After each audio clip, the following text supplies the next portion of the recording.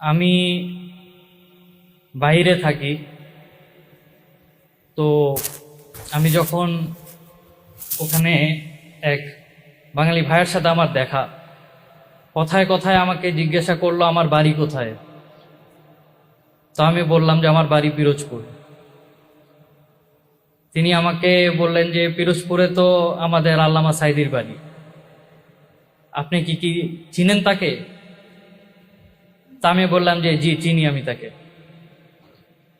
তো আমাকে বলল যে তার বাড়ি থেকে আপনার বাড়ির দূরত্ব কতটুকু?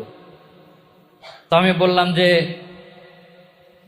কয়েক কদম হেঁটে গেলেই তার বাড়িতে তার রুমে যাওয়া যায়। সে খুব অবাক হয়ে বলল যে ভাই বুঝলাম না। আমি বললাম যে তিনি আমার দাদা, আমি তার বড় নাতি।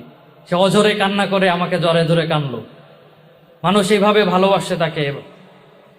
আর তিনি তার শেষ দিন পর্যন্ত কোরআনের দাওয়াত দিয়ে গেছেন, কোরআনের পথে চলে গেছেন, নামাজ কায়েম করার কথা বলে গেছেন, কোরআনের কথা বলে গেছেন। আপনাদের কাছে আমি দোয়া চাই আমার দাদার জন্য এবং আমার পরিবারের জন্য। আল্লাহ রাব্বুল আলামিন যাতে আমার দাদার স্বপ্নকে আমাদের মাধ্যম দ্বারা বাস্তবায়ন করাতে পারি, এবং সাথে আপনাদের সহযোগিতা কামনা করছি। আমাদের মসজিদ আছে, মাদ্রাসা আছে, আপনারা সাথে থাকবেন আমাদের ইনশাআল্লাহ। আমরা বাংলাদেশকে কোরআনের রাষ্ট্র হিসেবে কায়েম করতে চাই ইনশাআল্লাহ। এই বলে আমি আমার সংক্ষিপ্ত আকারে বক্তব্য শেষ করছি। আসসালামু আলাইকুম ওয়া রাহমাতুল্লাহি ওয়া বারাকাতুহু।